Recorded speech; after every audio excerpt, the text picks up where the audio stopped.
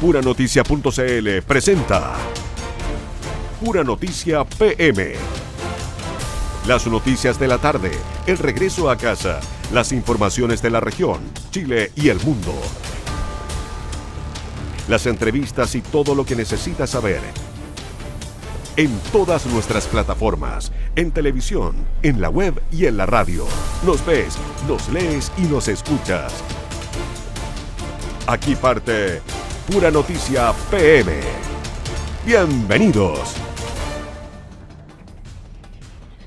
¿Cómo está? Muy buenas tardes. Bienvenido a Pura Noticia PM. Son las 6 de la tarde con 1 minuto y estamos comenzando aquí a través de puranoticia.cl para toda nuestra región, para Chile, para el mundo. Agradecemos a todos los que nos acompañaron a través de puranoticia.cl en la radio y también en el 102.5 a través del aire en Viña del Mar, en Concón, en Valparaíso y también en toda la provincia de San Antonio. También hacia el interior de nuestra región, Los Andes, San Felipe, Curimón, Calle Largo, a Panquehue, en el norte de nuestra región también, Maitencillo, Papudo, La Ligua.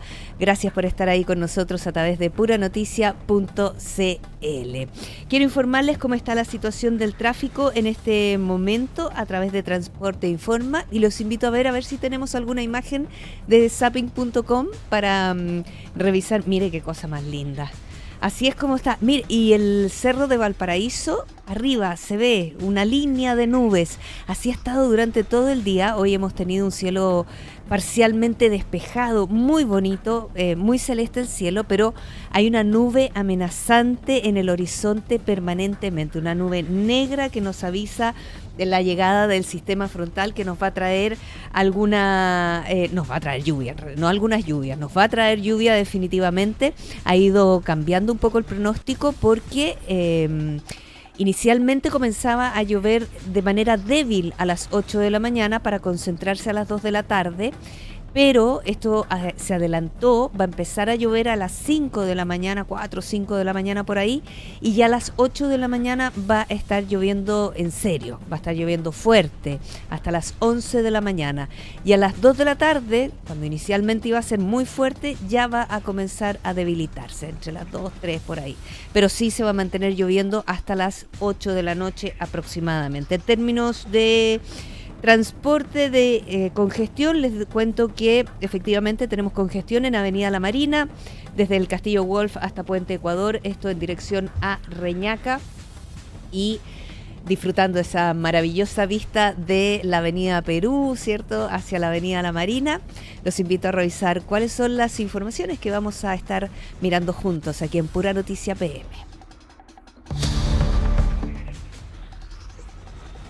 La región refuerza la prevención ante el nuevo sistema frontal. La delegación presidencial y Senapred activaron sus dispositivos preventivos. Camión sin frenos protagonizó violenta colisión múltiple en Cartagena. Dejó 8 lesionados. Seremi de Transportes explica la falta de buses en las calles del Gran Valparaíso, apunta a la nueva licitación como solución a la crisis. Pese al déficit de conductores en el Gran Valparaíso, Sense no impartirá cursos para obtener la licencia A3 durante el 2026. La situación es gravísima. Vecino de Laguna Verde detalla las complejidades que enfrentan tras los sistemas frontales.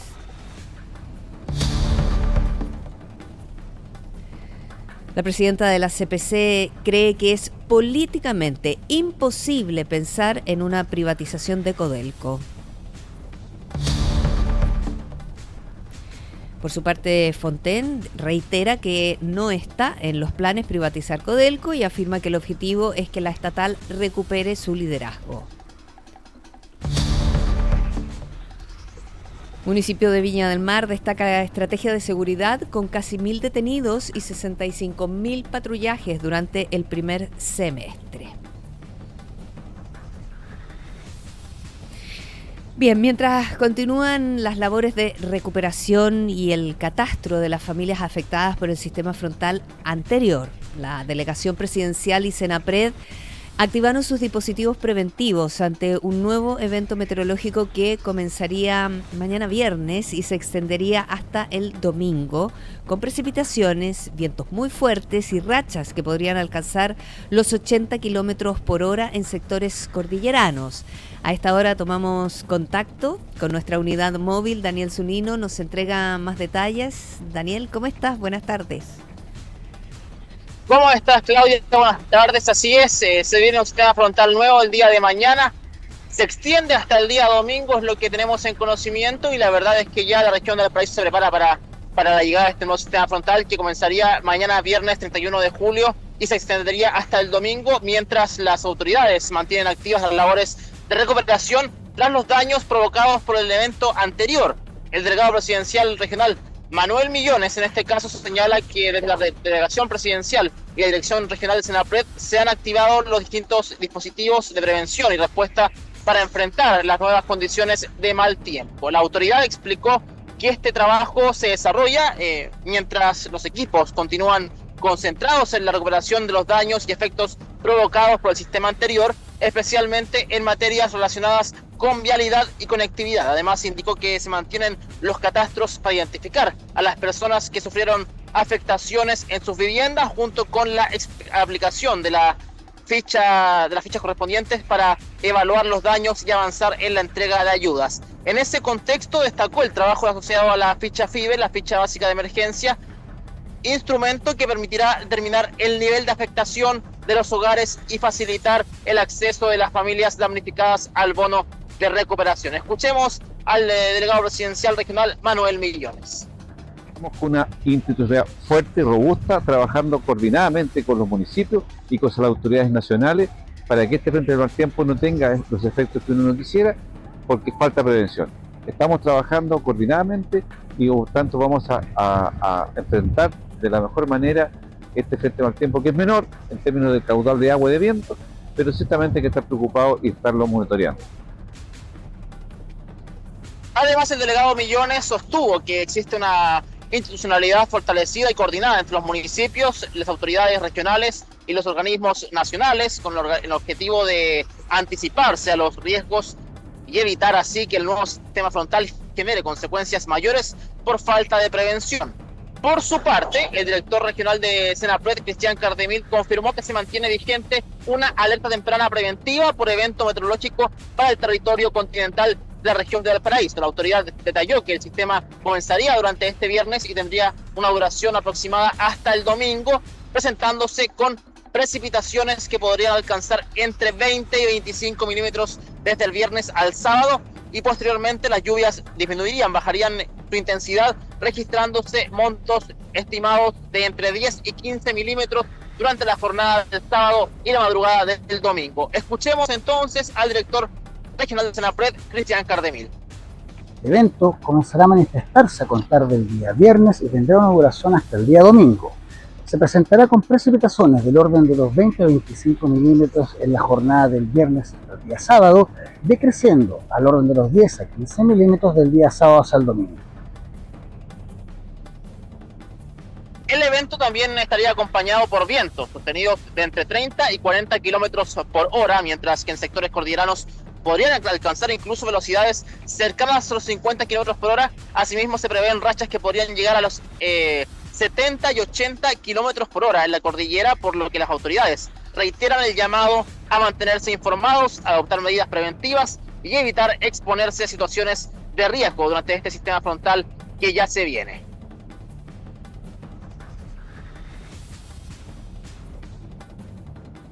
Estoy sin audio, ahora sí. Estaba justamente revisando cuáles van a ser los montos y las horas en las que va a llover con este sistema frontal. Es entre las 4 de la mañana aproximadamente, de mañana viernes, hasta las 8, 9 de la noche aproximadamente, cuando ya va a haber disminuido notoriamente. Pero entre las 8 de la mañana y las 11, mediodía, por ahí, va a llover intenso acá en nuestra región. Y luego el sábado comienza a llover a eso de las 7 de la tarde. Vamos a tener un momento de calma entre las 11 de la noche del viernes aproximadamente hasta el sábado a las 7 de la tarde. Y ahí nuevamente va a llover hasta el domingo a las 7 de la tarde, pero como decía el director de Senapred, un poco menos intenso de lo que se va a esperar para el viernes. Igualmente son unos 10-11 milímetros aproximadamente. Así que sí vamos a tener un fin de semana de lluvia. Así que ojalá que estén todos los organismos lo suficientemente organizados para evitar nuevos problemas acá en nuestras ciudades. Gracias, Dani. Que esté bien, Claudia. Tú también, muchas gracias. Vamos a continuar con informaciones y nos vamos a trasladar al norte de nuestra región. Un grave accidente de tránsito se registró en la comuna de Cartagena, donde un camión que presuntamente quedó sin frenos protagonizó una colisión múltiple que dejó a 8 personas lesionadas y daños graves en 9 vehículos. La emergencia ocurrió en la intersección de Avenida Cartagena con calle Santiago Lovelock, hasta donde acudieron voluntarios del Cuerpo de Bomberos de Cartagena junto a personal de emergencia para atender a los afectados. De acuerdo con la información preliminar, el camión habría sufrido una falla en el sistema de frenos, impactando a 9 automóviles antes de finalizar su recorrido al chocar contra una palmera ubicada en el sector. Producto del accidente, 8 personas resultaron lesionadas y fueron atendidas por equipos de urgencia del CEFAM de Cartagena. En el procedimiento también participaron carabineros y funcionarios de seguridad pública municipal. Las causas del siniestro continúan siendo investigadas para determinar la dinámica del hecho y así establecer si la presunta falla mecánica fue el origen de la violenta colisión. Hasta 150 buses podrían estar fuera de circulación durante los horarios punta en el Gran Valparaíso. Esa es la estimación entregada por el Seremi de Transportes, Matías Valenzuela, quien atribuyó el déficit principalmente a la falta de conductores y aseguró que la nueva licitación apunta justamente a revertir esta situación. La autoridad explicó que el sistema registra actualmente niveles de cumplimiento de entre un 70 y un 85%, porcentaje que varía según el operador y el horario. Añadió que la menor disponibilidad de máquinas también está relacionada con problemas de seguridad que afectan algunos recorridos, especialmente durante la noche. Como parte de la solución, Valenzuela destacó que la nueva licitación permitirá aumentar el control del Estado sobre la operación del transporte público, ya que los buses y terminales dejarán de estar en manos de los operadores. Déjeme motivarnos, déjeme ponernos positivos. Es 1/3 para la etapa 1. Y como Seremía y como Ministerio de Transporte estamos poniendo todos los esfuerzos. Si esto nos va muy bien, y eso también es invitar no solamente a los empresarios, a los conductores, a los vecinos, a las familias, a sumarse a este proyecto, la etapa 2 y etapa 3 nos va a permitir ampliar este sistema a todo el Gran Valparaíso. Asimismo, afirmó que el nuevo modelo contempla mejores condiciones laborales para los conductores, incluyendo un sueldo fijo, medida con la que esperan atraer más choferes y avanzar en la recuperación del servicio en el Gran Valparaíso. Bien, y la falta de conductores con licencia profesional A3 sigue siendo uno de los principales problemas que enfrenta el transporte público en el Gran Valparaíso. Esto afecta la frecuencia de buses, especialmente en horarios punta. Pese a esta realidad, la Seremi de Trabajo y Previsión Social, Carolina Sangüesa, confirmó que durante el 2026 no se impartirán nuevos cursos financiados por el CENSE para formar choferes, ya que estas capacitaciones no fueron consideradas en la planificación presupuestaria de este año. La autoridad explicó que el costo de obtener la licencia A3 y realizar el curso supera el $1.000.000, lo que dificulta el ingreso de nuevos conductores. Además, recordó que en 2025 se ejecutaron 5 cursos, 3 para la licencia A3 y 2 para la A5, mientras que en 2024 no hubo capacitaciones y en 2023 se desarrollaron cerca de 10. No obstante, aseguró que ya se trabaja en la elaboración del presupuesto 2027 para reincorporar esta oferta formativa. No fue proyectado y eso también ahí hay una situación de que el año 2025 también lo que se ejecutó, hay un curso que actualmente está en un proceso de auditoría, un curso que se planificó y no se ejecutó. Ya, eso es otra situación. Sangüesa señaló que el Consejo Regional de Capacitación ya priorizó 2 nuevos cursos para el próximo año, lo que beneficiaría a unas 40 personas, con especial foco en la incorporación de mujeres al transporte público. Agregó que durante agosto el CENSE definirá la disponibilidad presupuestaria junto al nivel central para determinar cuántas capacitaciones podrán financiarse.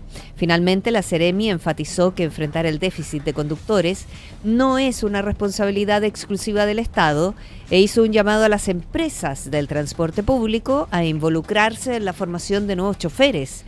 En ese sentido, recordó que los operadores pueden financiar hasta el 100% de estos cursos mediante la franquicia tributaria, contribuyendo así a fortalecer la dotación de conductores en la región. Y tras las intensas lluvias y ante la inminente llegada de un nuevo sistema frontal, vecinos de Laguna Verde denunciaron que más de 200 niños están sin clases, los accesos colapsaron y las familias sufren la pérdida de alimentos y medicamentos por cortes de luz, además de estar sin agua potable. Revisamos el detalle en el siguiente informe. La comunidad de Laguna Verde denunció una crítica situación de aislamiento tras las intensas lluvias que afectaron la zona y advirtió que un nuevo sistema frontal podría agravar aún más el escenario. Vecinos de los sectores altos aseguran que el colapso de los caminos de tierra los mantiene prácticamente incomunicados, impidiendo el ingreso de servicios básicos y dificultando el desplazamiento de cientos de familias. Jaime Muñoz, residente con más de 45 años en el sector, afirmó que nunca había visto un deterioro de esta magnitud. El mal estado de las rutas también ha provocado la suspensión de clases para más de 216 estudiantes y serios problemas de abastecimiento, ya que muchas familias perdieron alimentos debido a los prolongados cortes de energía eléctrica. A esto se suma la falta de agua potable por cerca de 15 días, ya que los camiones aljibe no han podido ingresar con normalidad a los sectores más afectados. Los vecinos advierten que esta situación ha perjudicado especialmente a adultos mayores y pacientes que requieren medicamentos refrigerados como la insulina. Los habitantes responsabilizan a las autoridades por la falta de soluciones definitivas y acusan incumplimientos en compromisos relacionados con el abastecimiento de agua, la mantención de caminos y la poda preventiva de árboles. Asimismo, cuestionan la escasa presencia de representantes parlamentarios en la zona y sostienen que, pese a pagar contribuciones, continúan recibiendo menos beneficios que otros sectores de la comuna. Frente a este escenario, la comunidad exige el despliegue urgente de maquinaria pesada y la aplicación de ripio para habilitar los caminos, además de una mesa de trabajo que permite implementar medidas de corto, mediano y largo plazo. A solo 30 minutos del centro de Valparaíso, los vecinos esperan una intervención integral que garantice la conectividad y el acceso a servicios básicos antes de la llegada del próximo sistema frontal. Cambiamos de tema ahora. La presidenta de la Confederación de la Producción y del Comercio, Susana Jiménez, afirmó que una eventual privatización de Codelco no es una alternativa políticamente viable. En cambio, planteó que la estatal debe fortalecer su desarrollo mediante alianzas con empresas privadas. La presidenta de la Confederación de la Producción y del Comercio, Susana Jiménez, afirmó que una eventual privatización de Codelco no tiene viabilidad política y planteó que el foco debe estar en fortalecer la empresa mediante alianzas con el sector privado.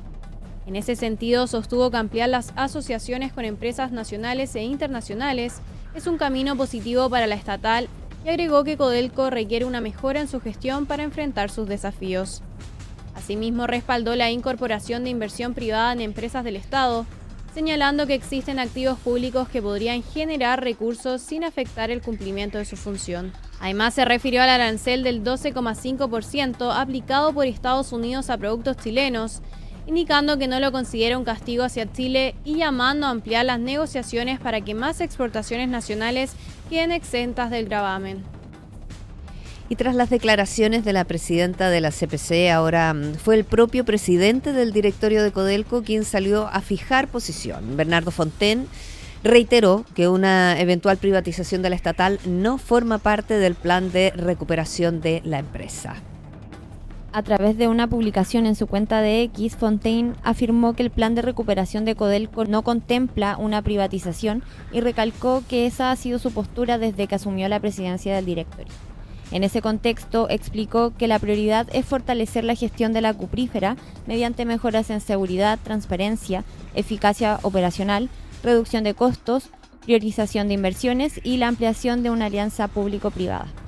Asimismo, sostuvo que, aunque existen empresas estatales que han incorporado capital privado manteniendo el control del Estado, esa alternativa no está siendo considerada para Codelco. Las declaraciones de Fontaine se producen luego de que el presidente del Partido Republicano, Arturo Esquella, planteara la posibilidad de privatizar total o parcialmente la estatal como una forma de enfrentar sus desafíos financieros. La Municipalidad de Viña del Mar presentó un balance de su estrategia de seguridad durante este año, informando una disminución de los delitos de mayor connotación social y cerca de 1.000 detenidos en flagrancia, además de miles de patrullajes y operativos para recuperar espacios públicos. Según las cifras entregadas por el municipio, se realizaron 65.744 patrullajes. Se concretaron 995 detenciones en flagrancia y cerca de 500 operativos contra el comercio informal. Estas acciones permitieron además la incautación de más de 82.000 productos y el retiro de más de 2.400 rucos y estructuras informales. Escuchemos a la alcaldesa de Viña del Mar, Macarena Ripamonti. Quiero transmitirle la satisfacción que siento de que las cosas que diseñamos y sobre todo la palabra que comprometemos se cumpla, y en segundo lugar que lo que diseñamos en términos de políticas públicas traiga los resultados que nosotros esperábamos. En ese sentido quiero contarles que estamos contentos en Viña del Mar, hemos logrado todos los objetivos que nos hemos propuesto en el sentido de tener los 3 componentes que aseguramos hace cerca de 4 años atrás. El primero era tecnología, ya tenemos instalado el plan de 1.000 cámaras para Viña del Mar y los cerros de Viña, el plan de tecnología de 215 cámaras de la última tecnología que tiene este país, además de recambios masivos de luminarias y otros equipamientos para el personal de seguridad pública que también son del primer nivel a nivel nacional. Y por último, los otros 2 componentes que tienen que ver con el patrullaje, con la sensación de seguridad que brinda tener equipos altamente profesionales del orden de 98 patrulleros existen hoy día en Viña del Mar, en todos los territorios, apoyando las tareas de Carabineros. Ahí escuchábamos a la alcaldesa de Viña del Mar, Macarena Ripamonti. En el último trimestre, correspondiente a abril, mayo y junio, los delitos de mayor connotación social disminuyeron un 23,3%, mientras que los ilícitos asociados a la ley de drogas bajaron un 12,1%. También se registró una reducción de 15,4% en las denuncias por violencia intrafamiliar contra la mujer. La alcaldesa Macarena Ripamonti atribuyó estos resultados al fortalecimiento del patrullaje, la incorporación de nuevas tecnologías y la instalación de bases operativas en sectores estratégicos. En ese contexto, destacó que Viña del Mar cuenta con un amplio sistema de cámaras de vigilancia, patrulleros municipales y dispositivos preventivos desplegados en distintos puntos de la comuna. Detectives de la Brigada de Investigación Criminal de la PDI detuvieron a un hombre acusado de agredir con un arma cortante a un adulto mayor en la comuna de Los Andes. Más antecedentes en el siguiente informe. La víctima denunció haber sido atacada por un individuo conocido en el sector con el apodo de Tuto, quien presuntamente le provocó heridas con 2 estocadas en uno de sus hombros. Tras la agresión, el afectado fue trasladado a un centro asistencial donde se constató que las lesiones sufridas eran de carácter leve. A partir de la denuncia y de diversas diligencias investigativas, entre ellas empadronamientos y recopilación de antecedentes, la PDI logró identificar al presunto responsable. El imputado fue ubicado posteriormente en el centro de la comuna y detenido en situación de flagrancia por los detectives. Durante el procedimiento, los funcionarios comprobaron que portaba un cuchillo de aproximadamente 22 centímetros, por lo que también fue arrestado por el delito de porte de arma cortante. Bien, con esta información nos vamos a ir a nuestra primera pausa comercial. Usted no se vaya de nuestra compañía. Continuamos aquí en Pura Noticia PM a través de puranoticia.cl. Las noticias como a ti te gustan. Ya estamos de regreso junto a ustedes para seguir revisando las principales informaciones de este día aquí en Pura Noticia PM. Los invito a revisar los titulares. La región refuerza prevención ante nuevo sistema frontal. La delegación presidencial y Senapred activaron sus dispositivos preventivos. Camión sin frenos protagonizó violenta colisión múltiple en Cartagena, dejó 8 lesionados.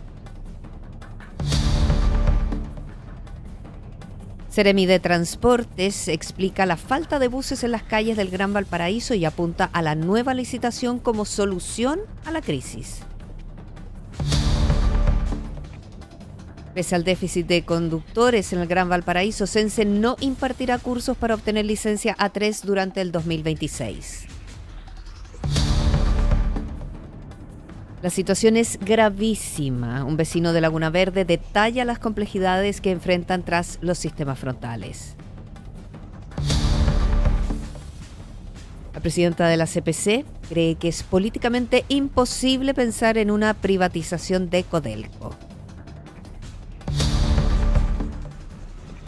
Fontaine reitera que no está en los planes privatizar Codelco y afirma que el objetivo es que la estatal recupere su liderazgo. Y el municipio de Viña del Mar destaca estrategia de seguridad con casi 1.000 detenidos y 65.000 patrullajes durante el primer semestre. El ataque que sufrió una estudiante de 7 años al interior de un colegio en La Granja volvió a poner en el centro del debate la violencia escolar y los desafíos para prevenir este tipo de hechos. Sobre ello conversaremos con Jorge Varela, director del Laboratorio de Convivencia del Instituto de Bienestar Socioemocional de la Universidad del Desarrollo. Jorge, buenas tardes. Gracias por estar con nosotros. Hola, muy buenas tardes. Saludos a todos y todas los que nos están escuchando ahora. Muchas gracias. A ver, Jorge, ¿qué nos dice un hecho de esta gravedad sobre el estado actual de la convivencia escolar en nuestro país? Efectivamente es un dato alarmante, preocupante. Lo primero yo creo que uno debería mencionar es darle mucho ánimo a esa familia y a esa comunidad escolar. Lo que uno ha podido leer en los medios de comunicación, hay harta preocupación, obviamente, en la madre de esta estudiante, pero también en los otros apoderados. Y efectivamente nos muestra una preocupación a nivel nacional de hechos que no estábamos acostumbrados en nuestro sistema escolar. Esta forma de agresión que definimos como violencia es algo que ha ido aumentando, si bien no están desbordados nuestros colegios de violencia, pero estos hechos de gran connotación pública sí se han hecho presentes. De hecho, hace como una hora también hubo otro hecho en San Bernardo, donde 2 estudiantes se pelearon en las afueras de un liceo y uno terminó matando a otro con arma blanca. Entonces, efectivamente hay algo, yo creo que ya tenemos que darnos cuenta de que hay una forma de agresión violenta entre adolescentes o niños y niñas que está en el colegio o también está fuera del colegio y que quizás la escuela es un espacio más donde se reproduce. Entonces, ¿esto refleja un aumento de los niveles de violencia entre los estudiantes desde hace cuánto tiempo hasta ahora? Es difícil hablar de un aumento cuando no siempre tenemos las mismas métricas. En Chile, los últimos 20 años, los primeros 15 años teníamos una encuesta bianual que terminó en el año 2012 y después fue reemplazada por otra encuesta nacional que se llama de polivictimización, que se aplicó en 2016 y después el 2023. Y ahí efectivamente hubo un leve incremento de la agresión por parte de los pares, pero no se puede comparar con las métricas anteriores porque eran otros instrumentos. Hoy día no tenemos estudios nacionales representativos de todas las regiones de reportes de hechos de violencia, entonces las cifras que estamos mirando son las denuncias y efectivamente ha habido un aumento sistemático de denuncias de este tipo de comportamientos. Ahora bien, hay que tener en cuenta que la denuncia es la denuncia, entonces no necesariamente representa el dato fidedigno, porque puede ser que hace 5 años la gente no denunciara, claro, porque no sabía que existía la posibilidad de hacerlo, porque no confiaba en el sistema, etcétera. Entonces hay que tener cierta cautela con esa cifra. Lo que yo sí creo que hemos visto distinto es la connotación de estos hechos. Este tipo de agresiones eran casi imposibles que pasaran en el sistema escolar. Agresiones a profesores, como ejemplo en Calama, agresiones de estudiantes más grandes, más pequeños con arma blanca dentro del colegio, lo que pasa con los overoles hace ya casi una década en algunos colegios de una comuna de la RM.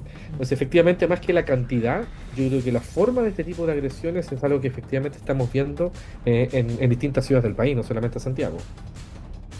Claro, porque de una u otra manera los niños en el colegio siempre como que arreglaban sus problemas, pero no era con este nivel de agresividad y violencia que se está registrando en estos momentos. No porque uno avale que arreglen las cosas a su manera, pero efectivamente se daba, pero no de manera tan violenta. Ahora, en el caso de esta niña, la presunta agresora, tiene 13 años, ella se le aplicó aula segura, fue suspendida.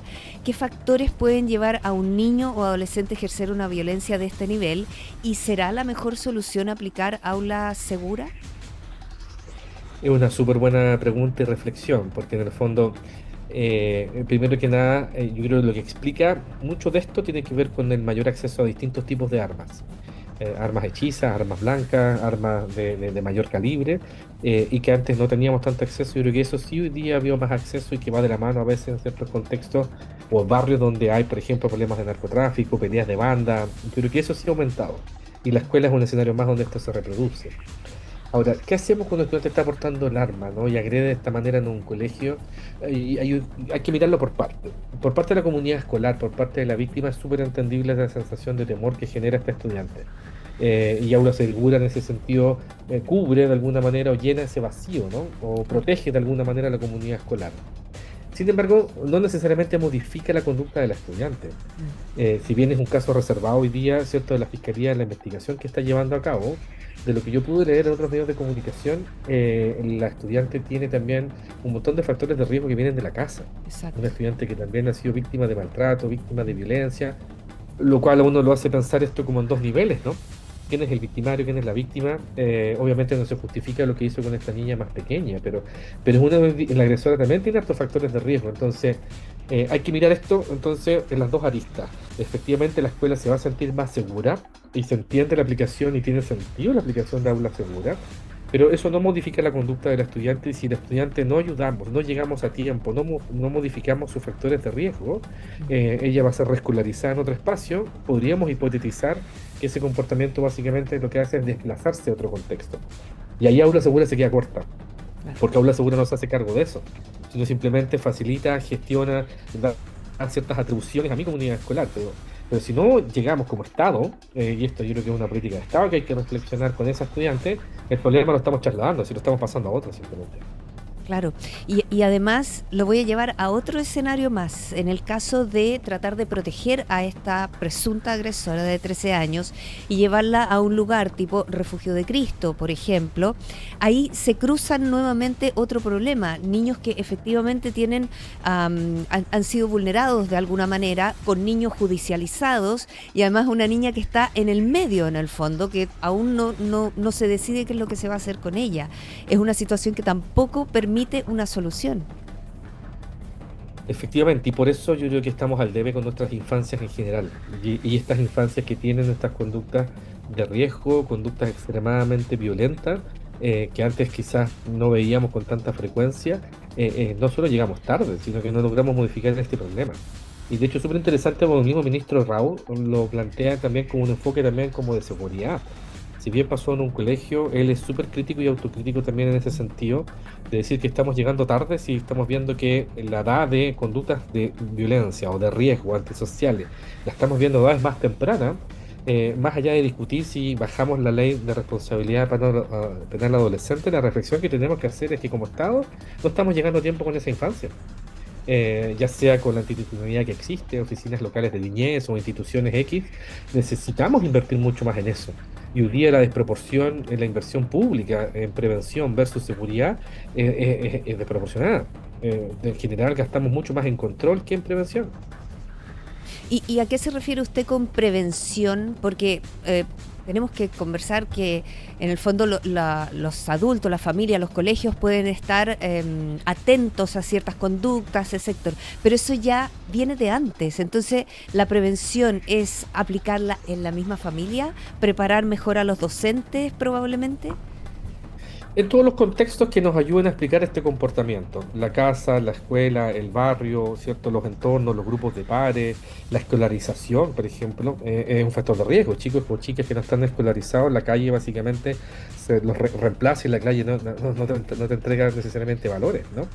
Entonces, cuando nos referimos a prevención es cómo activamos una cadena de respuestas cuando un estudiante ya vemos que está en riesgo. De hecho, muchos de estos chicos que entran por RPA entran antes por vulneración, a edades más tempranas. Entonces deberíamos ser capaces de llegar en ese momento a tratar de apoyar, ¿cierto?, con los recursos que sean necesarios a esa infancia. Y hoy día estamos al debe con eso, ¿no? La famosa ley de garantía que se habla en los programas de infancia, no estamos cumpliendo con eso.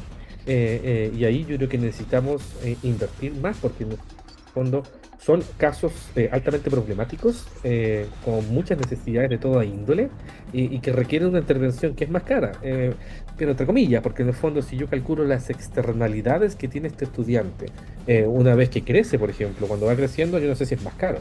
El punto es que tengo que tomar la decisión de ahora invertir mucho y darle un espacio protector a esa niña. Claro que sí. Ahora, vámonos a los colegios. ¿Qué tan importante o de qué manera poder desarrollar mejor el trabajo de los equipos de convivencia escolar? ¿Qué herramientas debieran tener para prevenir estos hechos? Y además, los protocolos a seguir una vez que sucedan, si es que vuelva a suceder. Efectivamente, los protocolos de los colegios son súper importantes, y ahí yo veo el vaso más lleno que vacío en estas últimas 2 décadas en nuestro país. Hemos avanzado, yo creo que significativamente, en generar un debido proceso, en tener una superintendencia, ¿cierto?, que norma, que regula, que sanciona, que media conflictos en los colegios. Perdón. Pero no es suficiente si no apoyamos a los encargados de convivencia escolar, y en particular a los profesores y profesoras. Lo que pasó en Calama y lo que ha ido pasando con hechos de violencia hacia los docentes también nos abre otra lista de este fenómeno, que es lo que pasa al docente, ¿no?, que se siente con menos recursos, con menos habilidades, incluso con temor. Nosotros en la facultad hacemos un estudio, de hecho con otros investigadores que llamamos índice de bienestar docente, y encontramos datos terribles, ¿no? 20% de los profesores en Chile no se sienten seguros en el colegio. Entonces, necesitamos fortalecer esos protocolos, necesitamos incorporar más a la familia. Ese protocolo, si no cuenta con un apoyo de la familia, es súper difícil que cambie la conducta, porque mucho de esto que estamos viendo en una sala de clase nace, se refuerza, se potencia también en el barrio, en la casa, en otros contextos. Por lo tanto, yo necesito fortalecer ese espacio. Y en segundo lugar, yo creo que también hay un déficit en una oferta de salud mental especializada. En algunos casos hay estudiantes que, si bien no es la causa de la conducta de extrema de agresión o de violencia, es un factor de riesgo, es un concomitante, es un elemento que está presente ahí que puede hacer que tú te desregules más que lo que deberías regularte, por ejemplo. Claro. Y ahí nos falta fortalecer la oferta, porque el colegio no es un hospital, no es un consultorio. Pero muchos colegios nos dicen, ¿dónde lo derivo? ¿A dónde lo atienden? ¿Quién nos apoya con esto? Y ahí yo creo que también necesitamos generar ese espacio y que implica recursos. Aquí hay que tenerlo claro y hay que apostar por hacer una inversión mucho más robusta en esta materia. Y a lo mejor, no sé qué piensa usted, conversamos con Jorge Varela, director del Laboratorio de Convivencia de la Universidad del Desarrollo.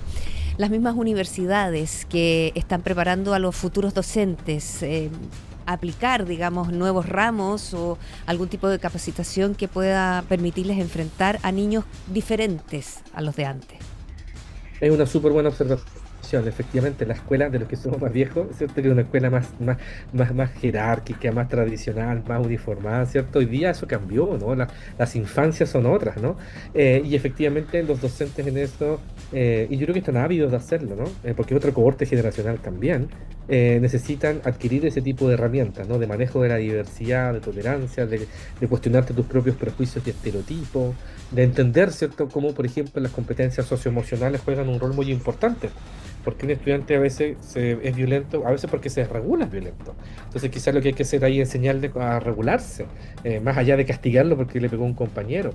Entonces ahí yo creo que también hay un llamado importante a nuestras facultades de educación, a entregarles esa herramienta a los docentes, teórico y práctica.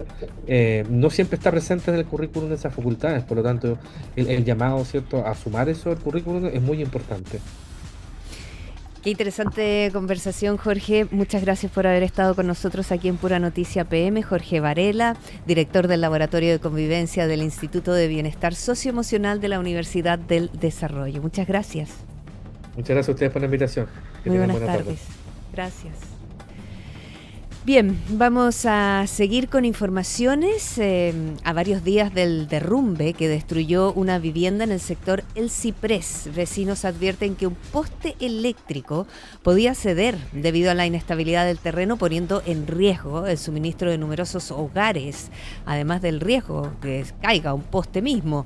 Además denuncian que los escombros de la casa colapsada aún no han sido retirados y cuestionan la falta de acciones por parte del municipio y de la empresa eléctrica. Nos contactamos nuevamente con nuestra unidad móvil. Daniel Zunino está ahí con todos los detalles. Dani, te escuchamos. Retomamos contacto, Claudia. Así es, tal como lo mencionaste, hay preocupación en los vecinos de Miraflores Alto, en el sector del Ciprés, porque tenemos este caso de este poste que está a punto de ceder. Hablamos que luego del derrumbe que destruye por completo la vivienda de Alexis Rojas, que un caso que hayamos comentado días atrás, la preocupación es esta. Han pasado varios días desde el colapso, pero la preocupación de las familias no disminuye. Ahora Alexis advierte que un poste del tendido eléctrico quedó en una condición que podría ser peligrosa, ya que el terreno continúa de forma inestable y la estructura podría ceder, provocando incluso la interrupción del suministro para una gran cantidad de vecinos del sector. En conversación con nuestro medio, Alexis explicó que se comunicó con la Dirección de Gestión de Riesgo de Desastres del municipio de Viña del Mar, desde donde fue derivado a Chilquinta. Sin embargo, ¿qué pasó? Según denunció, hasta ahora no se habrían concretado acciones por parte de la empresa eléctrica para evaluar o intervenir el poste. Escuchemos parte de su relato, Alexis Rojas. Porque el poste está muy peligroso, el poste que está justo arriba de la casa que a mí se me cayó, está cediendo también, así como se dio el terreno, se dio la reja de arriba de la vecina de arriba, ahora el poste, y el poste está peligroso porque tiene corriente. Y como llueve mañana de nuevo, es muy probable que se pueda venir y que de nuevo y sea peor de lo que pasó la vez anterior.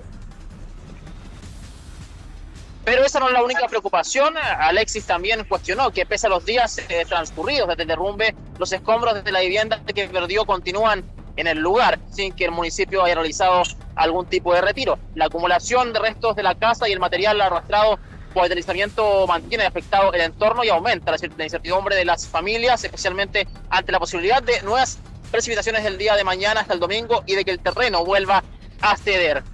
Su vecino Francisco Payacán también manifestó su preocupación por el estado del sector y por los riesgos que persisten luego del deslizamiento. El residente advirtió que la situación continúa afectando a esta comunidad y que se requieren medidas concretas para evitar que ocurra una nueva emergencia. Escuchemos a Francisco Payacán. Con la última lluvia ya se vino más y estábamos peligrando ya las casas de abajo, 2 casas, y más la afectada es la de nosotros y la de mi suegra. Entonces está complicado eso porque puede hacer una reacción en cadena de ese poste y pueden ser muchas las casas afectadas. Haciendo un repaso, Claudia, cabe recordar que Alexis Rojas, quien habla al principio, perdió su vivienda luego de que el terreno cediera durante las intensas lluvias, provocando que la estructura fuera arrastrada por este deslizamiento. Desde entonces, las familias del sector han debido enfrentar la pérdida de viviendas, daños en el terreno y la persistencia de diversos puntos de riesgo. Ahora los vecinos solicitan una respuesta urgente para evaluar la estabilidad del poste eléctrico, retirar los escombros y avanzar en medidas que permitan resguardar la seguridad de quienes continúan viviendo en el sector del Ciprés en Miraflores Alto. Claro, Dani, una situación importante que se tiene que solucionar de aquí a mañana, por lo tanto hacemos un llamado, sabemos que nos ven a puranoticia.cl, la municipalidad, también las empresas eléctricas, hacer el llamado para que vayan a solucionar eso, porque la casa efectivamente todavía está ahí y va a generar, si es que sigue cediendo el terreno, va a generar problemas en el resto de las casas. Y lo otro, que el poste efectivamente pueden evitar que genere un corte de suministro eléctrico en un gran porcentaje de casas que están en ese sector, así que desde ya hacemos este llamado tanto al municipio como a la empresa eléctrica. Dani. Sí, lamentable situación, esperemos que la situación se regule. No hay tiempo, ya no hay tiempo, era hoy día, Claudia. Sí, tal cual, porque ya mañana en la mañana va a estar lloviendo y fuerte. Dani, muchas gracias. Que esté muy bien, Claudia. Tú también, gracias, que llegue bien a la casa o va a seguir en las calles. Seguimos en la calle. Ya, con la unidad móvil. En cualquier momento nos conectamos, Daniel Zunino, en la unidad móvil. Gracias. Que estés bien, Claudia, cuídate. Bien, 2 personas privadas de libertad abandonaron durante la madrugada de este jueves el Centro de Educación y Trabajo La Pólvora en Valparaíso, lo que motivó la activación de un amplio operativo de búsqueda por parte de Gendarmería. Los internos cumplían condena bajo un régimen especial de reinserción social destinado a personas que acceden a este beneficio tras cumplir una serie de requisitos técnicos como mantener buena conducta e interés por desarrollar hábitos laborales. Tras detectar la salida de ambos condenados, Gendarmería activó los protocolos establecidos para este tipo de situaciones y coordinó las diligencias para las policías y el Ministerio Público con el fin de dar con su paradero. En paralelo, la institución instruyó un sumario administrativo para esclarecer las circunstancias en que ocurrieron los hechos y determinar eventuales responsabilidades. La Municipalidad de Villa Alemana anunció el retorno de los consejos de seguridad vecinal como parte de una estrategia orientada a fortalecer la prevención del delito y mejorar la coordinación entre autoridades, policías y organizaciones comunitarias. La medida fue informada por el alcalde Nelson Stay durante una nueva sesión del Consejo Comunal de Seguridad Pública, instancia que reúne periódicamente a actores vinculados a la seguridad y la prevención en la comuna. Según explicó la autoridad, el objetivo es recuperar el trabajo directo con las juntas de vecinos para obtener información relevante sobre las problemáticas que afectan a cada sector. Stay señaló que los dirigentes vecinales cumplen un rol clave en la detección de situaciones de riesgo, permitiendo una respuesta más rápida y coordinada por parte de Carabineros y de la Dirección de Seguridad Pública. Son un tremendo aporte porque efectivamente creo que la sociedad civil tiene que estar presente para las decisiones que se toman en esta mesa, en este consejo, y también la verdad que tuvimos buenas señales en el marco de la información que entregó Seguridad Pública. En la sesión también se integraron nuevos representantes del Consejo Comunal de Organizaciones de la Sociedad Civil, quienes participarán en la definición y seguimiento de acciones preventivas. Esto se articula y se está articulando desde que la Dirección de Seguridad Pública, por especial encargo de nuestro alcalde, nos entrega esa misión de empezar a coordinar con todas las fuerzas vivas que tiene la comunidad en materias de seguridad. Dentro de este ecosistema de la seguridad, los vecinos son parte importante y primordial por lo cual nosotros nos debemos enfocar. Es decir, de ellos captamos todas las necesidades e información útil para enviar los recursos que sean necesarios. Además, se revisaron indicadores de seguridad comunal y se informaron nuevas iniciativas, entre ellas la futura instalación de una caseta de Carabineros en el Paseo La Torre, proyectada para fines de este año. Con una nueva caseta de Carabineros en pleno Paseo de la Torre, aprobada ya por la general de la quinta zona. Eso va a operar durante el último trimestre, la vamos a tener operativa, con el fin de que haya un carabinero, ¿verdad?, en pleno Paseo de la Torre, como punto fijo, ¿verdad?, atendiendo denuncias, asesorando. Una pasarela peatonal ubicada entre los sectores de Hierro Viejo y La Nipa, en la comuna de Petorca, permanece cerrada debido a los graves daños que sufrió durante el último sistema frontal. El municipio pidió no transitar por la estructura ni retirar las cintas de peligro para evitar accidentes. La Municipalidad de Petorca confirmó que la pasarela El Zapallar permanecerá cerrada hasta que pueda ejecutarse una intervención que garantice condiciones seguras para su uso. Todo esto debido a la magnitud de los daños que presenta la estructura. Por ello hizo un llamado a la comunidad a no retirar las cintas de peligro ni transitar por el lugar, advirtiendo que incumplir la medida podría provocar un accidente de gravedad. Además informó que las familias de los sectores de Hierro Viejo y La Nipa cuentan con coordinación municipal para apoyar sus traslados, especialmente en casos de controles médicos, emergencias u otras necesidades. Mientras se trabaja en una solución definitiva, el municipio aseguró que continuará acompañando a los vecinos y coordinando las medidas necesarias para enfrentar la contingencia. Qué arriesgado lo que estaba haciendo, oiga, para cruzar ese puente de esa manera. Bueno.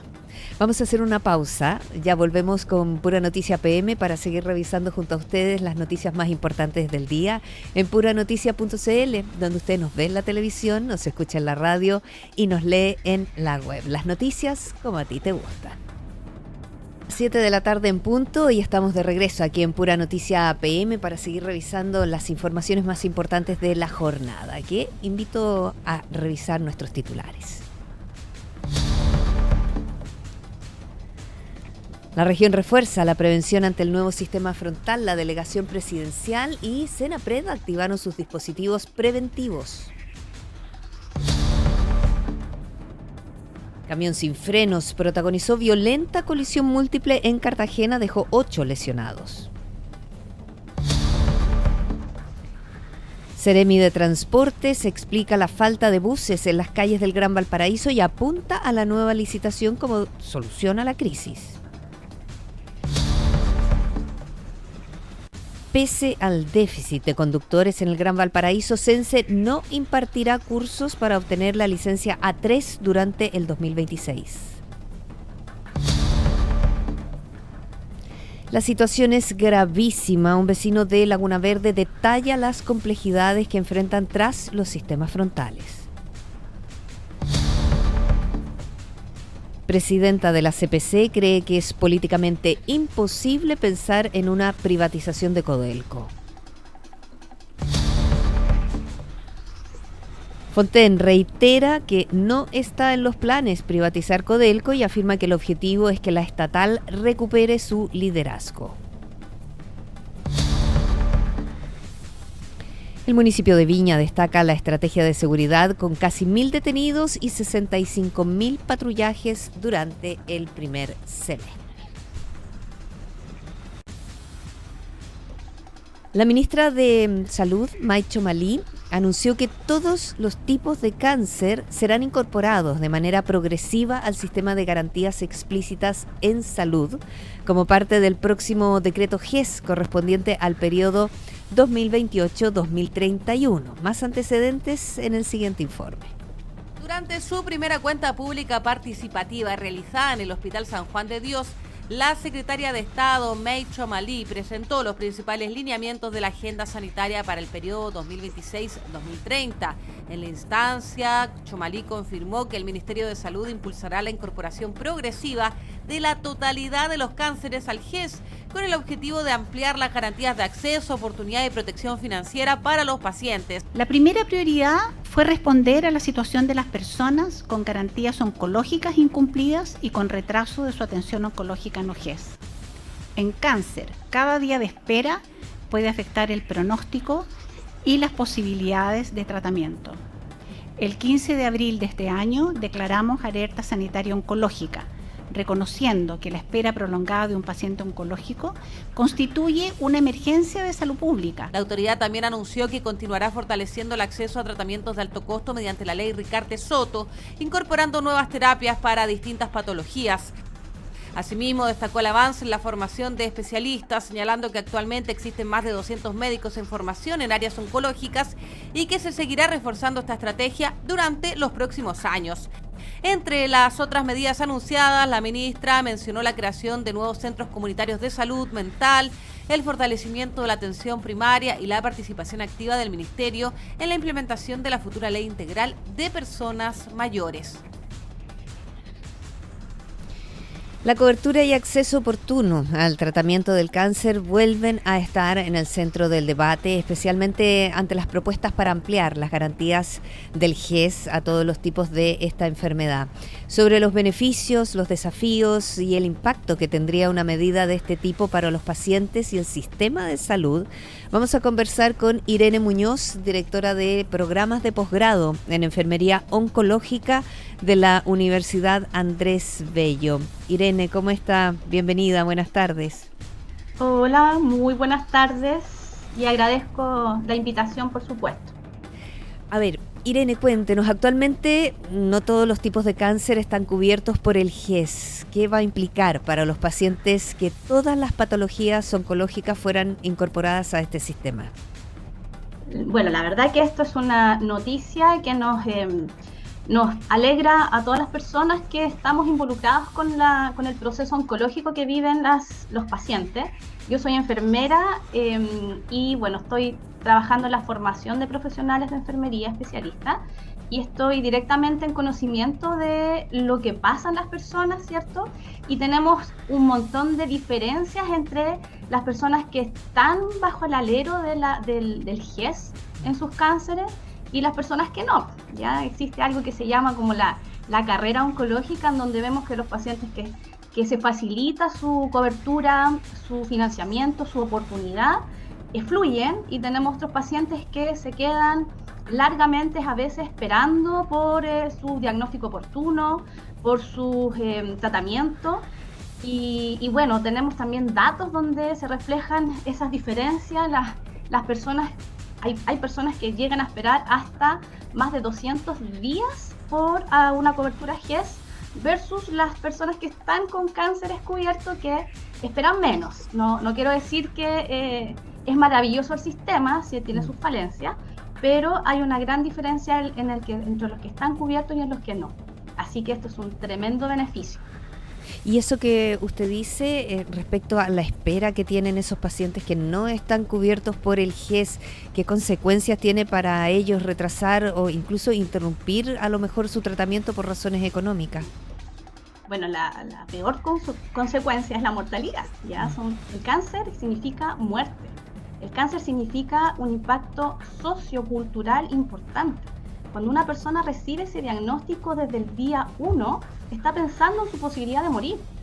Por lo tanto, un retraso en todo el proceso significa una ansiedad, una incertidumbre, cambios económicos también en las familias, cambios sociales, de roles, implica incluso a veces modificaciones geográficas. Las personas se tienen que movilizar, claro, en nuestro país, que es largo y angosto, en aquellas zonas donde la cobertura es aún más deficitaria, se tienen que trasladar desde una zona a otra, dejar sus trabajos, pedir licencias. Por lo tanto, la espera genera un tremendo impacto, no solamente económico, sino que sociocultural importante. Conversamos con Irene Muñoz, directora de programas de posgrado de enfermería oncológica de la Universidad Andrés Bello. Sí. A ver, cuéntenos respecto a, hablamos de los que no tienen hasta este momento la oportunidad GES, ¿cierto?, con sus tratamientos. En cuanto a los que tienen, y ojalá que pronto puedan tener todas las otras personas diagnosticadas con cáncer, en términos de acceso, de oportunidad de diagnóstico, de tratamiento, ¿qué significa para ellos? ¿Cómo es el proceso que se vive? Bueno, en la actualidad Chile tiene en su garantía explícita en salud una totalidad de 90 patologías que están cubiertas. Dentro de esas 90 son alrededor de 17 patologías que son cáncer. 17. Si pensamos, el cáncer puede afectar a cualquier parte de nuestro organismo, a cualquier parte de nuestro cuerpo puede sufrir un proceso oncológico. 17 cáncer, si vemos el vaso medio lleno, es harto, ¿ya? Cobertura para 17 patologías es harto. Sin embargo, se quedan fuera algunos cánceres que son de baja incidencia, pero también son de alto costo económico para la familia. Por lo tanto, hay una brecha no solamente de acceso al diagnóstico y acceso al tratamiento, sino que esta brecha que es financiera, ¿ya? En términos de la oportunidad, eso es muy relevante, porque esto significa que no solamente las personas que tienen sospecha con alguna sintomatología clásica que podría indicar un cáncer van a poder tener acceso, sino que también las edades. Aquí en oncología tenemos un problema importante que no es muy discutido, que no es muy mencionado, que es la cobertura a los niños, ¿ya? Si bien lo planteé como un problema, la verdad que no es un problema. En Chile tenemos un tremendo orgullo que todos los niños que tienen cáncer están cubiertos por GES. Se nos genera esta brecha de aquellos que son mayores de 15 años, porque la cobertura es para los niños menores de 15 años. Pero cuando cumplen 15, tienen 16, ellos pierden esta cobertura, ¿ya? Pierden este acceso a la oportunidad. Por lo tanto, el hecho de que se amplíe la garantía quiere decir que estos niños que están creciendo y pasando la edad adulta van a seguir siendo cubiertos dentro de su patología que arrastran, que habitualmente, ¿cierto?, el diagnóstico más común en los niños son las leucemias. Por lo tanto, no solamente el acceso va a ser un privilegio para la población en general, sino que para las poblaciones específicas que tienen esta brecha.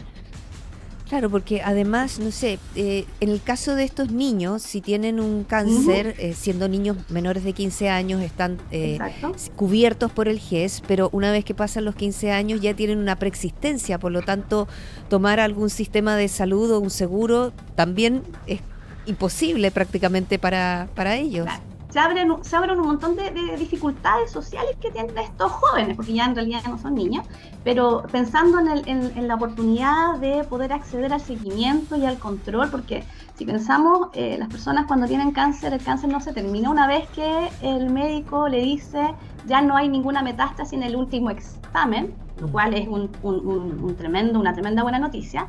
El proceso sigue, sigue 1 año, 2 años, 3 años, sigue para toda la vida. Por lo tanto, no termina ahí. Y esto, el tener la cobertura oncológica total, me parece que es un tremendo beneficio para Chile. No va a ser fácil, yo creo que tenemos que ser súper realistas también, porque es una noticia buena, pero que va a implicar obligatoriamente un cambio estructural en el sistema de salud público y privado de Chile. Y ese cambio estructural, no va a ser de un año para otro, ¿ya? Necesitamos tiempo, pero por lo menos está este anuncio, tenemos que esperarlo con paciencia, pero también trabajar proactivamente para ello. Claro, además que el anuncio indica que va a ser un ingreso progresivo de los distintos tipos de cáncer, lo que va a dar tiempo para que los sistemas de salud en el fondo se vayan adecuando, pero ¿cuáles vendrían a ser las primeras complejidades? Bueno, la primera complejidad yo diría que es nuestra barrera geográfica. Nuestro Chile está bastante centralizado. Tenemos una excelente tecnología, un excelente nivel de conocimiento y especialización.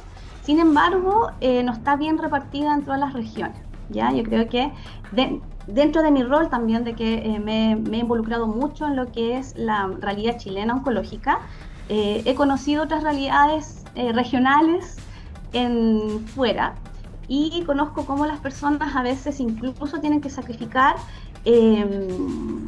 demasiadas cosas para poder trasladarse. En regiones muchas veces tienen que venir a sus prestadores, que son los hospitales públicos en Santiago, y eso genera, por supuesto, gastos no solamente para el sistema de salud chileno, sino que para el bolsillo individual de cada persona. Por lo tanto, el primer cambio es descentralizar y tener acceso a través de centros oncológicos, o no tanto centros oncológicos pensados en grandes, sino que también lugares de atención oncológica en todo el territorio chileno. Y por otra parte, el recurso humano, que también es muy relevante. Siempre se discute, ¿cierto?, de que faltan especialistas médicos. Estoy absolutamente de acuerdo, especialistas médicos faltan en todas las áreas, no solamente en la oncología. No obstante, también es importante dar a conocer a la población que no es que los especialistas no quieran formarse, no es que los médicos no quieran formarse, sino que muchos de ellos relatan de que no es atractivo y no es motivante trabajar en lugares donde no tienen los recursos para poder ejecutar. Por ejemplo, los radioterapeutas, un centro donde ofrezca radioterapia. Los radioterapeutas están aquí en Santiago la mayoría, les cuesta irse a regiones porque si se van a regiones no van a tener la tecnología necesaria para ejecutar sus conocimientos. Por lo tanto, aquí el sistema requiere una descentralización primero para poder dar este acceso oportuno a las personas, una mejora en la tecnología distribuida en todo el país, pero también oportunidades atractivas y no solamente económicas, insisto, oportunidades tecnológicas atractivas para nuestros médicos especialistas. Y por otra parte, los otros profesionales de la salud, que por supuesto también tienen que ser especialistas en lo que es oncología, enfermeros, kinesiólogos, nutricionistas, fonoaudiólogos, que todos los miembros del equipo de salud participan en lo que es el proceso de salud oncológico. Y eso va a mejorar la calidad, que es una de las 4 aristas de las garantías. ¿Ya? La garantía de calidad también es importante recordarla. Sí, claro que sí.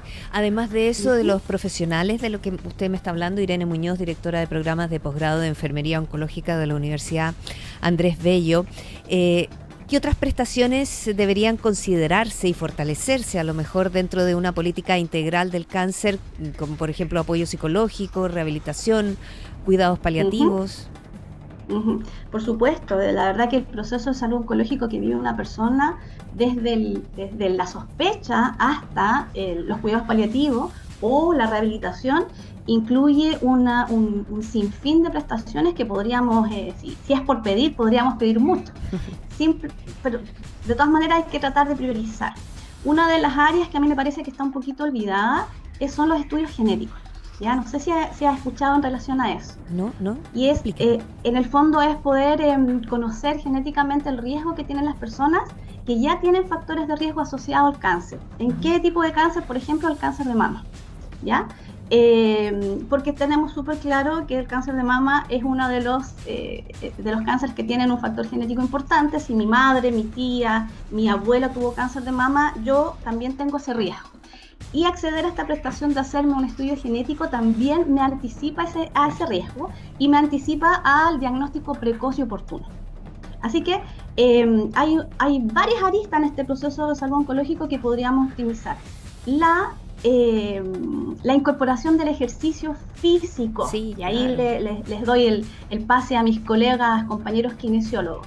Qué importante es prehabilitar y no solamente rehabilitar a las personas en cuanto a la preparación física. Está súper probado que los tratamientos oncológicos mejoran en su efectividad si es que la persona es acompañada con un proceso de actividad física. Y no solamente en aquellos que hacen actividad física, sino que en todos los pacientes, adecuada por supuesto a su realidad. Y así un sinfín, podríamos hablar muchas prestaciones que se deberían optimizar, pero la verdad que yo también sé de salud pública y siempre hay que priorizar en la necesidad puntual que presente la población. Son tantos los temas que podríamos conversar, tantos: alimentación, apoyo psicológico, la rehabilitación física, la actividad física como una necesidad previa a todo. O sea, pareciera que es como, no, es que a mí no me gusta hacer deporte. No se trata del deporte, se trata de que el cuerpo necesita moverse. Exacto. Sí. La prevención, ¿cierto? Los estilos de vida, la atención de los adultos mayores que tienen cáncer. Ese también es un área que se toca poco, ¿ya? El cómo se vive el proceso oncológico en las personas mayores de 65 y 70 años es completamente diferente, y eso también está un poco dejado de lado. Sin duda. Irene, vamos a seguir conversando sin duda de esto a medida que avance, ojalá lo más rápido posible, sobre este tema, la incorporación de todos los niveles de cáncer, los tipos de cáncer al GES. Irene Muñoz, directora de programas de posgrado de Enfermería Oncológica de la Universidad Andrés Bello, muchas gracias por estar con nosotros en Pura Noticia PM. Un gusto, pues. Que esté muy bien, vamos a estar conversando de nuevo. Bien, vamos a cambiar de tema, nos vamos a un operativo conjunto entre la Policía de Investigaciones y el Servicio Nacional de Migraciones que permitió denunciar a 13 personas extranjeras por infracciones a la normativa migratoria vigente en el Plan de Valparaíso. La fiscalización se desarrolló en el sector de El Almendral, específicamente en el entorno de las calles Rancagua y Avenida Argentina, donde se controló a transeúntes, trabajadores y repartidores. Según informó el Servicio Nacional de Migraciones, durante el procedimiento fueron fiscalizadas 61 personas extranjeras para verificar su situación migratoria y los permisos correspondientes para trabajar en el país. Como resultado, fueron denunciadas 13 personas por diversas irregularidades correspondientes a ciudadanos de nacionalidad venezolana, colombiana y cubana. Además, durante la jornada se notificó a 9 ciudadanos venezolanos respecto de procesos de expulsión que actualmente se encuentran en tramitación. Las autoridades indicaron que este tipo de controles continuarán desarrollándose en distintos puntos de la región como parte de las acciones destinadas a fortalecer el cumplimiento de la legislación migratoria y laboral vigente. Bien, y se viene el sistema frontal en las próximas horas que va a afectar a la región de Valparaíso y Senapred decretó alerta temprana preventiva para nuestra región ante el pronóstico de precipitaciones y fuertes vientos que afectarán a distintos sectores del territorio durante los próximos días. La medida fue adoptada por la Dirección Regional de Senapred en coordinación con la Delegación Presidencial Regional tras los avisos emitidos por la Dirección Meteorológica de Chile respecto a un evento meteorológico que afectará la zona desde este jueves. Según el pronóstico, las precipitaciones más importantes se registrarían durante el viernes en el litoral, mientras que también se esperan vientos de intensidad normal a moderada, con rachas que podrían alcanzar hasta los 70 km por hora en sectores cordilleranos. Las condiciones previstas abarcan el litoral, la cordillera de la costa, los valles precordilleranos, la precordillera y la cordillera, donde además existe probabilidad de ventiscas en las zonas de mayor altitud. Por su parte, Serna Giomín informó que existe una probabilidad moderada de remociones en masa en el litoral y una probabilidad baja en el resto de las zonas consideradas dentro del monitoreo regional. Desde Senapred señalaron que esta alerta permitirá reforzar la vigilancia y coordinación entre los organismos del Sistema Nacional de Prevención y Respuesta ante Desastres, con el objetivo de reaccionar oportunamente ante eventuales emergencias derivadas del sistema frontal. El ministro de Agricultura, Jaime Campos, expresó su preocupación por los pronósticos de lluvias intensas, no solo las de ahora, sino las del trimestre agosto, septiembre, octubre, asociados al fenómeno del Niño, advirtiendo que podrían afectar gravemente el sector agrícola si se repiten eventos como los registrados recientemente. En entrevista con Radio Universo, el secretario de Estado reconoció estar angustiado ante la posibilidad de nuevos sistemas frontales, señalando que el fenómeno climático aún no ha terminado y que el riesgo aumenta a medida que avanzan los cultivos hacia su etapa de mayor productividad. Campos explicó que un episodio de lluvias intensas durante los próximos meses podría provocar pérdidas mucho más severas, ya que los cultivos tendrán menor capacidad de recuperación. Incluso advirtió que un evento similar en noviembre podría tener consecuencias catastróficas para la agricultura nacional. El ministro también sostuvo que ningún país está completamente preparado para enfrentar fenómenos climáticos de esta magnitud y expresó su confianza en que la infraestructura del país resista futuras emergencias, aunque reconoció que existen situaciones en las que la capacidad de intervención humana es limitada. La Corporación Nacional Forestal extendió hasta mañana viernes 31 de julio el cierre preventivo del Parque Nacional La Campana, la Reserva Nacional Lago Peñuelas y la Reserva Nacional El Yali, debido a los efectos de los últimos sistemas frontales. La medida afecta a 3 de las principales áreas protegidas de la región de Valparaíso, donde persisten condiciones que representan un riesgo para los visitantes. Según informó CONAF, los recintos mantienen senderos anegados, árboles caídos y sectores con laderas inestables, situación que impide su reapertura inmediata al público. El jefe regional del Departamento de Áreas Protegidas, Marcelo Pérez, indicó que los equipos de guardaparques continúan realizando labores de despeje y mantención para restablecer las condiciones de seguridad. La institución señaló que cualquier cambio en la situación será comunicada a través de sus canales oficiales una vez concluidas las evaluaciones técnicas correspondientes. CONAF precisó además que el Parque Nacional Archipiélago Juan Fernández y el Santuario de la Naturaleza Laguna El Peral ya retomaron su funcionamiento normal y se encuentran abiertos a los visitantes.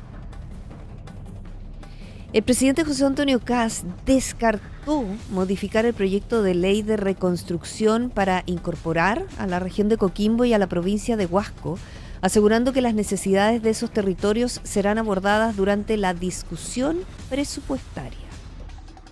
El presidente José Antonio Kast señaló que el gobierno busca mantener el curso actual de la tramitación legislativa, argumentando que la iniciativa tiene carácter urgente debido a los recursos que aún deben destinarse a las regiones de Valparaíso, Biobío y Ñuble.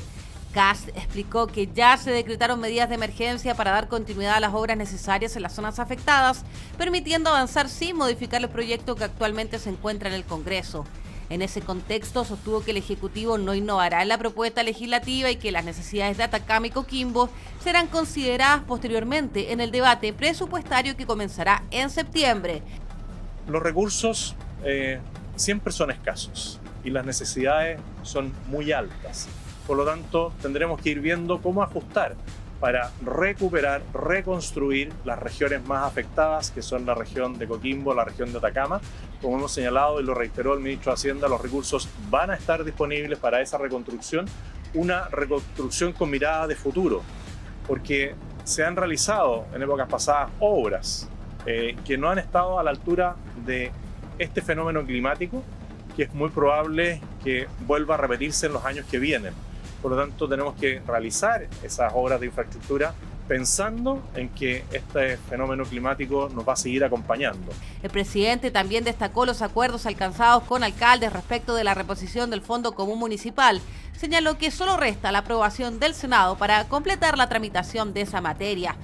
Todo el planteamiento de resguardar los recursos de los distintos municipios, de acuerdo a lo que está establecido en el Fondo Común, se ha señalado que no va a haber ninguna afectación de los fondos municipales por el Fondo Común Municipal, y ya comienza ahora en septiembre todo lo que es la discusión de la ley de presupuesto.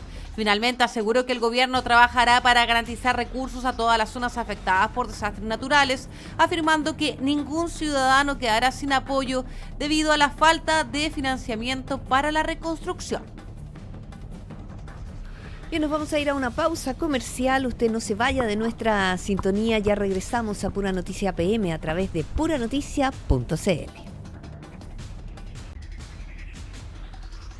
Ya estamos de regreso para seguir revisando informaciones aquí en Pura Noticia PM. Les contamos que la Municipalidad de Valparaíso entregó su versión luego que la Contraloría suspendiera de sus funciones a la directora de Asesoría Jurídica por el reiterado incumplimiento en la entrega de informes. La Casa Edilicia aseguró que parte de los antecedentes requeridos ya habían sido enviados y atribuyó la situación a problemas en el proceso de notificación del organismo fiscalizador. A través de una declaración pública, el municipio indicó que algunas resoluciones fueron remitidas a una casilla de correo electrónico que estaba en desuso, pese a que ese cambio había sido informado previamente a la Contraloría. Además, señaló que ya presentó los recursos contemplados en la normativa para que se revisen los antecedentes del caso. La administración comunal también afirmó que ha mantenido una colaboración permanente con el organismo fiscalizador, implementando instancias de coordinación y un sistema interno para hacer seguimiento a los requerimientos. La suspensión de la directora jurídica comenzó a regir este miércoles y se mantendrá vigente sin goce de remuneraciones hasta que la Contraloría reciba la totalidad de los informes solicitados. La Tesorería General de la República reiteró el llamado a los deudores del crédito con aval del Estado a regularizar sus obligaciones mediante convenios de pagos que contemplan nuevas facilidades para evitar acciones judiciales y embargos. La institución informó que más de 70.000 personas ya han regularizado su situación a través de los mecanismos disponibles, lo que ha permitido una importante recuperación de recursos asociados a esta deuda. Entre las medidas vigentes, la Tesorería destacó la flexibilización del pie inicial exigido para suscribir convenios, además de cuotas ajustadas a la capacidad de pago de cada contribuyente. Según explicó el organismo, los pagos mensuales no podrán superar el 10% de los ingresos de la persona, permitiendo que los acuerdos sean sostenibles en el tiempo y reduzcan el impacto en la economía familiar. La entidad recordó además que mantiene facultades legales para impulsar procesos de cobranza, incluyendo demandas ejecutivas, embargos, retención de remuneraciones y la búsqueda de activos financieros. Por ello, llamó a quienes mantienen deudas por CAE a revisar su situación y acceder a las alternativas de regularización disponibles a través de la plataforma de tesorería o en sus oficinas a lo largo del país.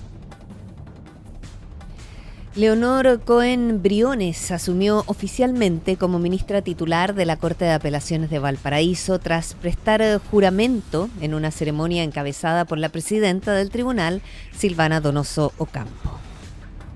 La actividad se desarrolló ante el Tribunal Pleno y contó con la participación de ministros, jueces, relatores, funcionarios judiciales, familiares y representantes del ámbito jurídico. Cohen es abogada de la Universidad de Valparaíso e ingresó al Poder Judicial en 1998, iniciando una trayectoria que la llevó a desempeñarse en distintos cargos dentro de la jurisdicción y en otros tribunales del país. Entre sus funciones anteriores destacan su labor como jueza del Quinto Juzgado Civil de Valparaíso, relatora de la Corte de Apelaciones porteña, relatora suplente de la Corte Suprema y secretaria titular del Tribunal de Alzada. Tras asumir el cargo, la magistrada manifestó su satisfacción por concretar lo que calificó como un objetivo profesional, destacando su compromiso con la probidad, la capacitación permanente y el servicio a los usuarios del sistema judicial. Asimismo, agradeció el trabajo realizado junto a funcionarios y colaboradores de la Corte de Apelaciones de Valparaíso, valorando el equipo humano con el que compartió durante su etapa como secretaria titular del tribunal. El presidente José Antonio Kast nombró a Mauricio Irarrázaval Serpa como nuevo superintendente de Educación, cargo que asumió este jueves tras culminar el proceso de selección realizado mediante el sistema de alta dirección pública. El abogado es titulado de la Universidad Central de Chile y cuenta con diplomados en Derecho Administrativo Económico y en Probidad y Transparencia en la Administración del Estado. Además, posee una extensa trayectoria en el ámbito jurídico y de la administración pública, especialmente vinculada al sistema educacional. Entre sus principales antecedentes figura su participación en la implementación de la Ley 20.529, que creó el Sistema Nacional de Aseguramiento de la Calidad de la Educación, incluyendo la Superintendencia de Educación y la Agencia de Calidad. Posteriormente fue jefe del departamento jurídico de esta última institución. Antes de asumir este nuevo desafío, Irarrázaval también se desempeñó como fiscal de la Superintendencia de Educación y ejerció funciones directivas y de asesoría jurídica en el Consejo de Defensa del Estado, la Subdere y las municipalidades de Vitacura y Las Condes. Nos vamos ahora a revisar informaciones internacionales, una nueva ofensiva militar de Estados Unidos contra Irán, el aumento de víctimas por el terremoto que afectó a Japón y un grave accidente aéreo en Argentina marcan la agenda internacional de esta jornada. Revisamos los principales antecedentes con Carmen Paz González. Hola, ¿cómo están? Vamos de inmediato a revisar noticias del ámbito internacional. Y vamos a comenzar con lo que ha ocurrido en Irán con los bombardeos de Estados Unidos, porque al menos 3 personas murieron y otras 2 resultaron heridas, luego de una nueva serie de bombardeos lanzados por Estados Unidos contra distintos puntos del territorio iraní. Uno de los ataques alcanzó una vivienda ubicada en la isla de Qeshm, en el estratégico estrecho de Hormuz. Las autoridades sanitarias iraníes aseguraron que en el lugar murieron los padres de una familia y un niño de apenas 2 años. Otros 2 menores de 7 y 9 años resultaron heridos y fueron trasladados hasta un centro asistencial, mientras Teherán volvió a acusar a Washington de provocar víctimas civiles durante sus operaciones militares. El mando central de Estados Unidos informó que la ofensiva fue ejecutada en represalia por el lanzamiento de misiles balísticos iraníes contra una base aérea y el cuartel general del ejército estadounidense en Jordania. Según Washington, todos los proyectiles fueron interceptados y la respuesta posterior alcanzó decenas de objetivos relacionados con la Guardia Revolucionaria, entre ellos centros de mando, instalaciones de misiles y drones, sistemas de vigilancia y posiciones de defensa costera. También se reportaron ataques en las provincias iraníes de Khuzestán y Bushehr. En esta última se encuentra la única central nuclear del país, aunque las autoridades locales descartaron daños y víctimas en esas instalaciones. La nueva ofensiva profundiza una escalada militar que mantiene en alerta a los países del Golfo Pérsico y amenaza la seguridad del transporte comercial en el estrecho de Hormuz.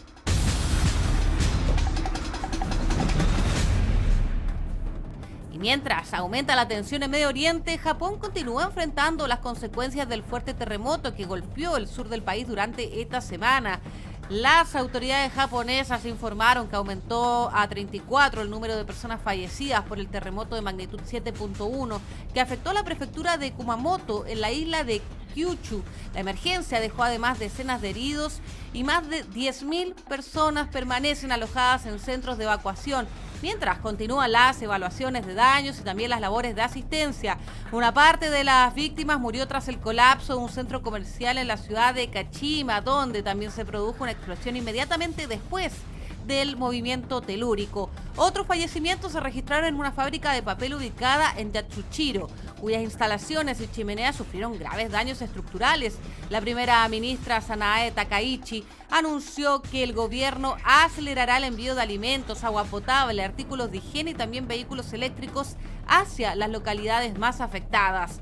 Las autoridades aplican una estrategia de ayuda anticipada destinada a entregar suministros sin esperar solicitudes formales de los gobiernos locales, con el objetivo de responder más rápidamente a las necesidades de los damnificados. Japón también mantiene vigilancia ante la posibilidad de nuevas réplicas, mientras equipos especializados están revisando edificios, carreteras y servicios básicos para determinar cuándo será seguro permitir el retorno de los evacuados.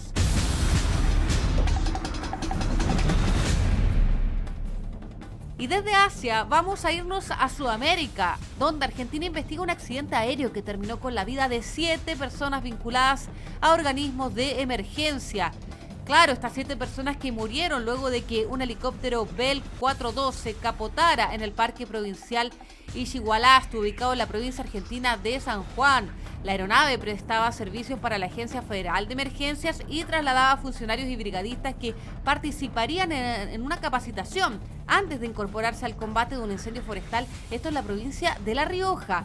Entre las víctimas se encuentran el director de Protección Civil de San Juan, el subjefe de la Policía Provincial, autoridades del Cuerpo de Bomberos, 2 brigadistas y también el piloto de la aeronave. De acuerdo con los primeros antecedentes, los 7 ocupantes murieron en el lugar del accidente. Equipos de emergencia y personal policial se trasladaron hasta la zona para recuperar los cuerpos y asegurar el sitio.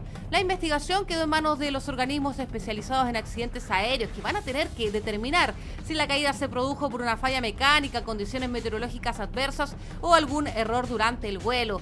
El gobierno de San Juan expresó sus condolencias a las familias y ya decretó medidas de duelo en reconocimiento a los funcionarios que perdieron la vida mientras se preparaban para colaborar en una emergencia forestal.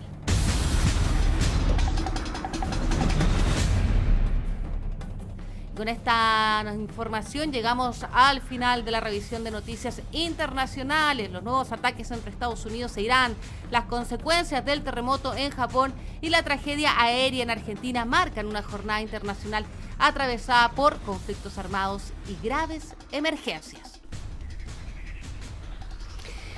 Chile y Corea del Sur fortalecieron este jueves su relación bilateral con la firma de 5 memorándums de entendimiento en el marco de la visita oficial de su presidente al Palacio de la Moneda.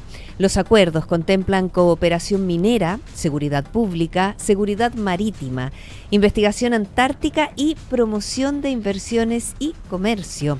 Durante la reunión, los presidentes también revisaron el estado de la asociación estratégica entre ambos países y analizaron nuevas oportunidades de colaboración en áreas como inteligencia artificial, computación cuántica, biotecnología, astronomía, energía y seguridad. En la instancia, ambas autoridades reafirmaron además su compromiso con la protección de los océanos y destacaron que Chile y Corea del Sur coorganizarán en 2028 la 4ª Conferencia de las Naciones Unidas sobre los océanos.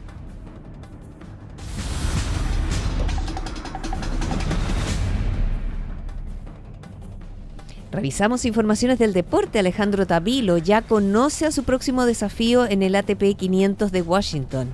El tenista chileno buscará este jueves un lugar en los cuartos de final cuando enfrente al francés Terence Atman, en un duelo que además marcará el primer enfrentamiento entre ambos. Jano llega con confianza luego de superar en su debut al neerlandés, no le voy a decir el nombre porque en realidad es complejo, pero lo superó por 7-6, 4-6 y 6-4. En tanto, Atman dio uno de los golpes del torneo al eliminar al estadounidense Frances Tiafoe, 6º cabeza de serie.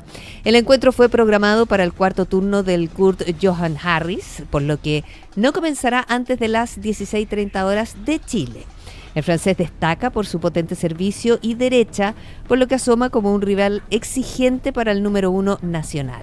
Si consigue avanzar, Tavilo se instalará entre los 8 mejores del certamen y enfrentará en cuartos de final al vencedor del duelo entre el francés Hugo Humbert y el estadounidense Ben Shelton.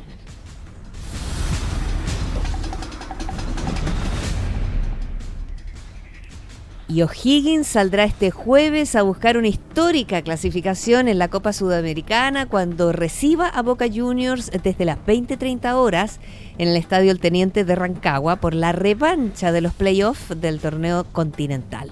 El conjunto celeste necesita revertir la derrota por 1-0 sufrida en la Bombonera. Un triunfo por 2 o más goles le dará el paso directo a los octavos de final, mientras que una victoria por la mínima llevará la definición a los lanzamientos penales. El equipo dirigido por Lucas Bovaglio llega tras caer ante Deportes Concepción por el campeonato nacional, aunque en ese compromiso utilizó una formación mixta pensando en este decisivo encuentro. Por su parte, Boca Juniors también viene de una derrota en el torneo argentino y no contará con el chileno Carlos Palacio, quien sigue lesionado. Williams Alarcón, en tanto, aparecería como alternativa en la banca del conjunto Ceneice.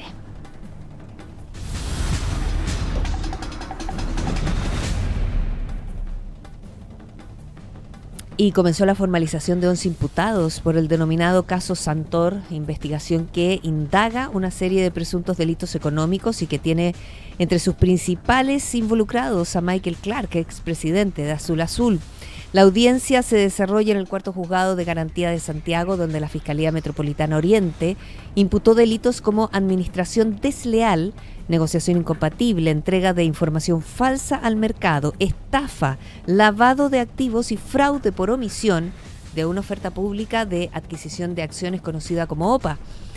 Según la investigación, recursos provenientes de fondos mutuos y fondos de inversión habrían sido desviados mediante préstamos a empresas relacionadas con los propios directores y contralores de Sartor, varias de ellas con problemas de liquidez y sin garantías suficientes. Entre los ejecutivos vinculados a estas operaciones figura Michael Clark.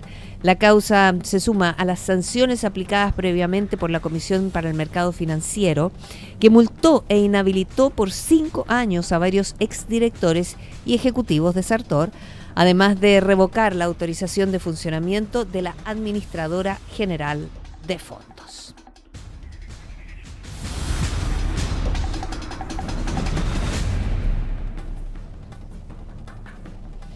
Los invito ahora a revisar nuestra portada de la edición digital, que usted sabe, la encuentra en puranoticia.cl. Esta edición digital que está en formato PDF y que usted puede bajar sin ningún problema desde nuestra página web, sin necesidad de suscripción ni pago alguno. ¿Cuáles son las informaciones que trae esta edición en digital de este día jueves? La denuncia de carteles empresariales en el transporte público del Gran Valparaíso, radiografía de un sistema en profunda crisis. También la región de Valparaíso bajo alerta temprana preventiva. Las autoridades despliegan plan ante la llegada de un nuevo sistema frontal.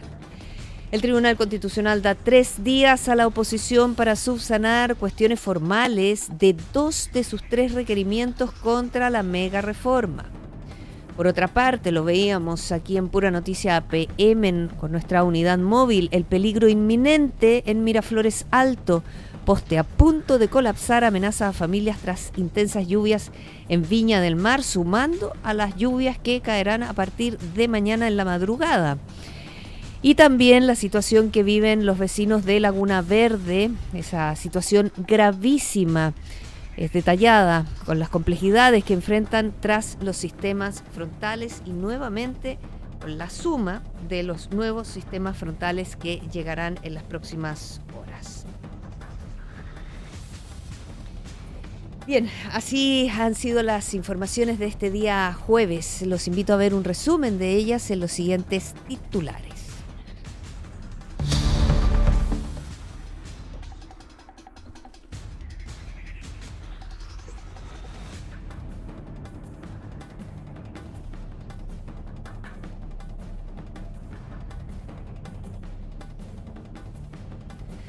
Región refuerza prevención ante el nuevo sistema frontal. La delegación presidencial y Senapred activaron sus dispositivos preventivos. Camión sin frenos protagonizó violenta colisión múltiple en Cartagena, dejó 8 lesionados. Seremi de Transporte explica la falta de buses en las calles del Gran Valparaíso y apunta a la nueva licitación como solución a la crisis. Pese al déficit de conductores en el Gran Valparaíso, Sense no impartirá cursos para obtener la licencia A3 durante el 2026. La situación es gravísima. Vecinos de Laguna Verde detallan las complejidades que enfrentan tras los sistemas frontales.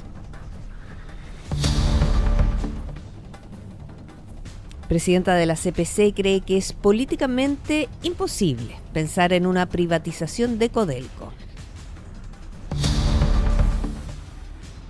Por su parte, Fontaine reitera que no está en los planes privatizar Codelco y afirma que el objetivo es que la estatal recupere su liderazgo.